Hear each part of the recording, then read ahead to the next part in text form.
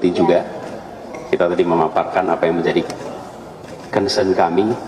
Kami tadi tegaskan bahwa peristiwa-peristiwa yang terjadi pada masa Pilpres pemilu kemarin yang penuh dengan berbagai kekurangan, penyimpangan yang memiliki dampak pada kualitas demokrasi kita dan arah Indonesia ke depan.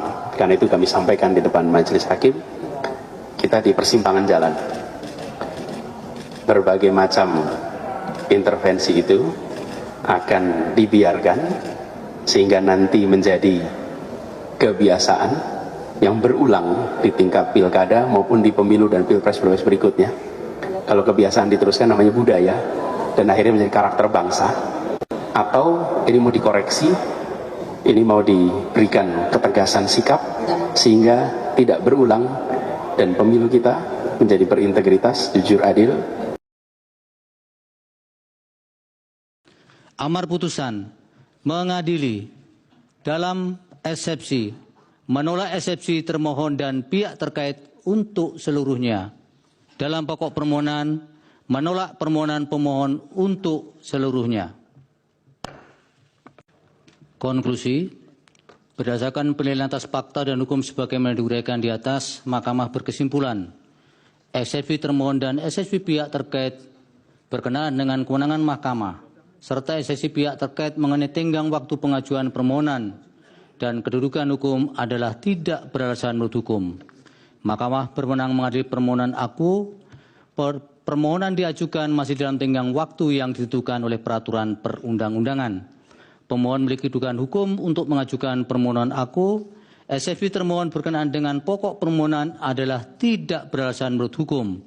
Permohonan pemohon tidak beralasan hukum untuk seluruhnya. Berdasarkan Undang-Undang Dasar Negara Indonesia tahun 1945, Undang-Undang Nomor 24 Tahun 2003 tentang Mahkamah Konstitusi, sebagaimana telah diubah terakhir dengan Undang-Undang Nomor 7 Tahun 2020 dan seterusnya dianggap dibacakan. Amar putusan mengadili dalam eksepsi, menolak eksepsi termohon dan pihak terkait untuk seluruhnya. Dalam pokok permohonan, menolak permohonan pemohon untuk seluruhnya. Mulia. KPU. Saya kira itu saja. Terima kasih semua. Prinsip peaceful transition of power itu.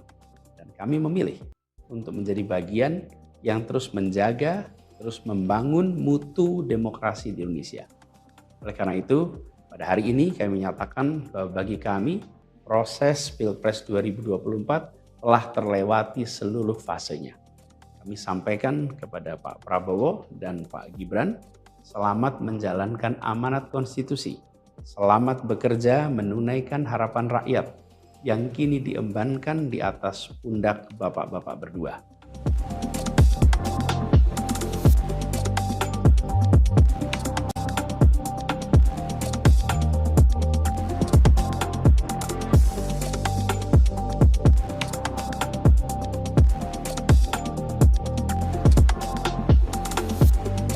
Dan seluruh tim hukum sudah menjalani proses itu. Yang pertama saya menyampaikan semua pendukung, partai pengusung, TPN, ya, warga masyarakat, dan tentu pada hakim.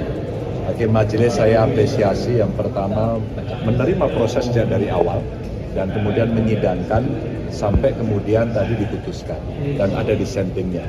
Saya dan Pak Mahfud tinggal hari ini saja akhir dari sebuah perjalanan.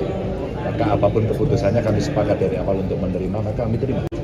Dan tentu kami mengucapkan selamat